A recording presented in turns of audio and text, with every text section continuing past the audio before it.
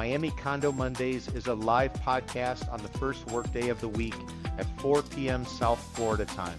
The program features former journalist and current Wall Street consultant Peter Zaleski of the Miami Condo Investing Club and former lender and veteran condo broker Jenny Huertas of CVRRealty.com.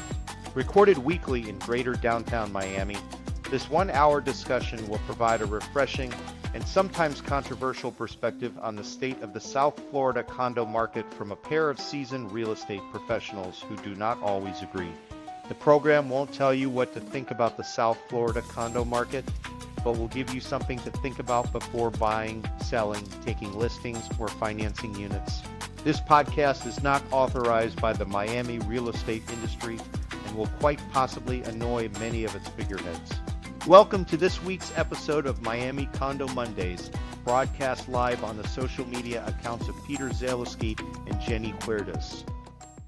Happy Monday, Miami. This is Peter Zaleski. I'm a condo consultant. I'm also the founder of the Miami Condo Investing Club. It's Monday afternoon, and you are tuning in for Miami Condo Mondays. It's a 1-hour conversation where we give you straight talk about what's going on in the condo market. I'm here with my co-host, my partner, Jenny Huertas. She owns a company called CVR Realty. She's a broker owner. Check out her website, CVR Realty. What are we talking about this week? We're going to be talking about how the Federal Reserve, after all of this pressure, finally decided to cut interest rates. And what did the market do? Mortgage rates actually went up, believe it or not. So the Fed, the central bank, has cut rates, but yet the mortgage market has gone up because of greater risk associated with a softening job market. Jenny and I are going to talk about that, but more importantly, we're going to talk about what does it mean for the South Florida condo market as we end this summer buying season and we head into the winter buying season. We pulled some numbers. We're going to talk statistics. We're going to talk trends. We're also going to talk what it means for you if you are a seller, if you are a buyer, or maybe you're somebody on the sidelines just sort of taking it all in and enjoying the latest chaos. All that being said, let me introduce Jenny. What's up, Jenny? How's it going? Happy Monday, Peter. It's all good, all good. Very crazy week as far as the ups and downs and everything, including obviously what we're going to talk about today, but it's all good. Oh, well, good. So, Jenny, we are, the way we break down the market is we look at wet and dry. We look at summer and winter. One of the things people always say when they, especially when they come from the north, when they move down to South Florida, they say, well, I want to live up north because of the change in seasons. I would argue that there's basically only two seasons. There's wet and dry. There's summer and winter. And the way we break it down is winter will be November through April, and summer is basically going to be from May through October. Here we are at the end of September. So we're just winding up this summer buying season that we predicted back on May the 1st, that this would be a summer of paralysis by analysis. Jenny, 5 months in, what do you make of this summer buying season? Yeah, it was definitely slow, very slow, and it was as predicted as we were anticipating. So now that it's September, we start seeing some changes. So that's good news for the market. Yeah, you know, people are starting to anticipate, they're starting to prepare for the winter buying season. And why is winter buying season so important? Well, basically the weather is great. There are all kinds of events that attract people to South Florida, and you also have this carnival-like atmosphere. Anywhere you go, the restaurants are slammed. Well, at least they used to be. Restaurants are slammed. You run into people maybe you haven't seen for years. You didn't plan a trip together, but everybody tends to descend upon South Florida. So right now we're at this moment, Jenny, where September's starting to wrap up, and we'll be moving in October, and then very quickly we'll be having all of the snowbirds, as they call them, the people who come down here for the winter.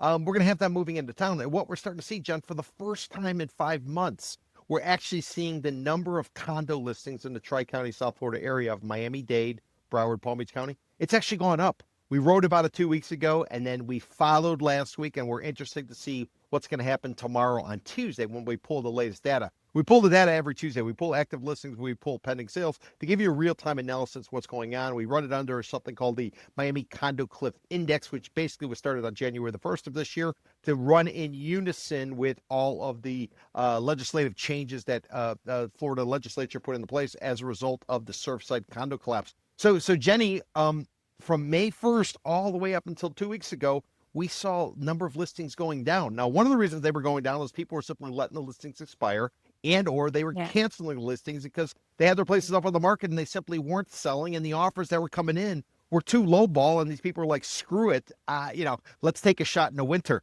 You think I'm reading that right, or do you want to push back against that? No, I think it's right. It's usually what happens in a market that is correcting itself, because people most people in the market where it's slow, they're just trying to see what happens. It's just like proving the market.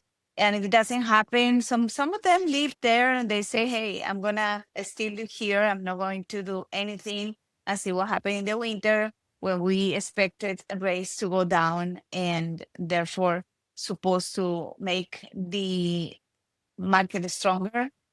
Hopefully for them, the prices are gonna go up, but I truly don't think it's the case this time. Interesting. Now there it hasn't been a big increase in the number of listings. It's only been roughly in the last 2 weeks about 150 listings. But what had happened is back in April we were approaching 29,000 listings. We made a call on CBS News down here in Miami that we thought we would hit 40,000 by the end of the year. And then what happened?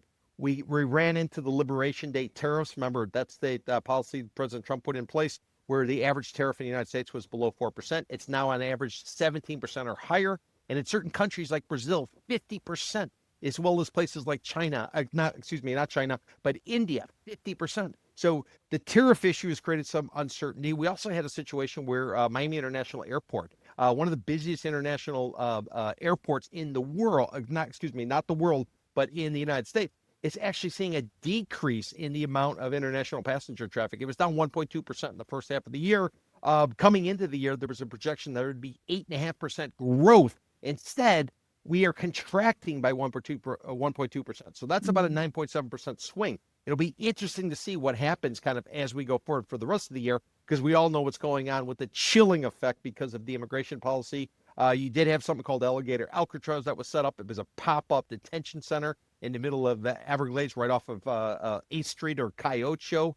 But court ruled against it, so supposedly they're shutting it down or they're minimizing it. We haven't heard a lot about that anymore, just like we haven't heard a lot about the guys wearing masks, going around and detaining people, picking them up off the streets, and then deporting them and doing whatever they're doing. So we've had a lot of changes that have sort of occurred over the summer. It's been really one of those summers of paralysis analysis. And what we saw is I think a lot of people were sitting on the sidelines or just pulling back and saying, listen, let's figure out what the hell's playing out. Once we know what the hell's playing out, then we'll decide how to go forward. And it seems as if things are starting to finally play out. And why are they playing out? Because all of the jawboning by President Donald Trump against the chairman of the Federal Reserve, a guy called Jerome Powell, they finally caved and they cut interest rates last week. They cut it by 25 basis points, which is effectively 25 percentage points. So what that means is if a bank were to borrow money from another bank to hit reserve requirements, it'd be 0.25% less than it would have been. So now it comes in at 4.25. It was 4.5. Prior to that, the last rate cut was back in December, and it didn't really do anything for the housing market. As we know, as interest rates go down, housing goes up. As interest rates go up, housing goes down. And that's what we've basically been stuck in. So President Trump was a developer by nature, at heart. He now got his interest rate cut. And what happened? Well, the investment community said there's too much risk now because the job market is slowing. It's softening. All of these Doge cuts, all of the AI stuff, you're starting to see it pop up in the numbers. And as it's popping up in the numbers, it's giving investors heightened risks that, hey, maybe we're going to lose the job markets. What happens if mortgage rates are very low, but nobody's got a job or they're worried about their job? What's going to happen if they do lose their job? Are they going to repay their mortgage? So we actually got the opposite of what the president was hoping for, which was lower interest rates, which he got on the Fed side, but that's all like wholesale. But on the street side, the borrower, their mortgage rates are up. And what did they do? Well, the day before the federal funds rate cut, which was on the 17th of September, it was a Wednesday. So on the Tuesday before, let me see if I can pull up the number for you. This is going to come from Mortgage News Daily. The day before the interest rate cut, the 30-year fixed rate mortgage, this is the traditional one, it was coming in at 6.13, Jenny, 6.13. The day of the cut, which would have been the 17th, it jumped to 6.22. What happened the day after the cut? they took it up to 6.37. It ended the week about 6.35. Where are we today on Monday? Because remember, it's Miami Condo Mondays every Monday, 4 o'clock Eastern time, South Florida time. Where is it today? 6.35. So we basically, Jenny, we have added point 0.2 or so increase to mortgage rates ever since the rate cut. What is your first reaction to that? Well, as far as I learned, lots of the mortgage companies, I'm not talking about the banks, I'm talking about more of lenders, the private lenders, they were lowering the rates for a while on the hope that the rates from the Fed were going to be lower. So since that didn't happen, they cannot really go down. That's in that is an instance they cannot go down because they already put it down. And anything that is non-conventional, they are still hardcore money. So those are not affected because at 8%, they may take the risk and hold the property if that's the case. But the banks that tend to lend more traditional loans, they don't want to be with all these foreclosures on their books. So that's my reaction to it. So in my terms, then you're saying mortgage rates came down because people were lowering on the rumor, and then once the final total came out, then they realized and they were like, oh no, and that's why they spiked back up. Very good point, Jenny. So we got 25 basis point cut by the Federal Reserve, and this isn't about the Federal Reserve, but it's so integral to kind of what goes on. So we got a 25 basis point cut. Some were calling for 75 basis point cut. Remember, 100 basis points equals a percentage point. So some, like you said, they thought we'd get as much as 75% taken off of 1 point, or 75 basis point taken off, but instead we got 25. So they were basically underwhelmed, and therefore they said, okay, we need to raise the rates higher because of that, but also partly, some would say, because of the employment growth, slowing employment growth. Everybody's out there looking at a job. If you get on social media, whether it's TikTok or it's Instagram or anything else, you're going to see everybody complaining that they're submitting resumes and they're not getting a job. I saw a video yesterday, a woman posted it,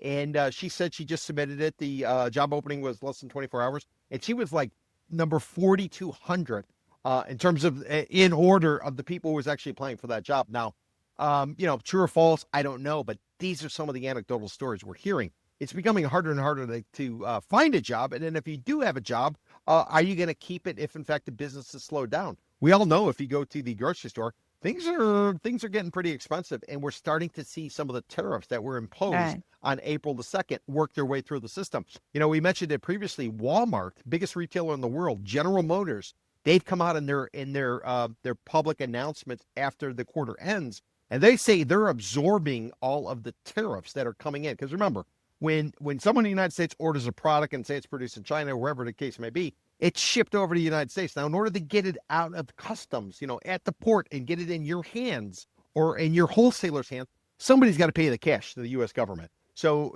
at that point, so far it's been Walmart and it's been General Motors who've been paying it. But at some point, what's happening is their profits are shrinking. Therefore, there's going to have an effect on their share price. And at some point, they're going to have to take that money and they're going to have to pass it along in the form of higher prices to consumers at a time when they're worried about losing their jobs. And if they do lose their job, they can't find another one. That's our current climate as we sit here at the end of September of 2025.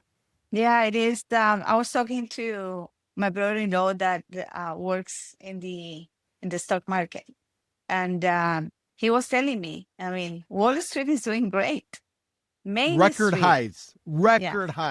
Yeah, Main Street, on the other hand, is the one that is suffering, and that's the reality. We cannot try to say no, everything is good. Just go to the supermarket and see what the cost of things are. And I think a lot of people is I think people is also exhausted with all these things that are happening so fast and simultaneously that it's just sort of like people say, maybe I just hold on for a few weeks or a few months to make an important decision, as is buying or even selling the real estate. So that's why we have all this summer of where the people was probably thinking about selling, but they were not willing to negotiate. But now depends on their on their personal circumstances, they probably gonna be forced, and that's we're gonna see, discounts, and therefore much more velocity in the market. Yeah. Well, I do want to get into the numbers, but let's just lay it out a little bit more before we kind of get into the numbers, kind of set the scene. So let's take a look at it from a realtor perspective. So this is somebody who basically has a real estate license. They then join a club called the Realtor Association. And once they join a club, the primary attraction is the fact they get to enter information into this multiple listing survey, which is a database of members of a club called the Realtor Association. So let's look at it from a realtor perspective. So what we're finding and what I'm seeing on social media is increasingly realtors are saying, I don't want a listing. Some seller thinks that their place is worth X because they bought during the heart of the pandemic. This is places like Texas and places like Florida, where when the pandemic hit, if you all remember, we were on lockdown. We were afraid to touch any package that was delivered by Amazon.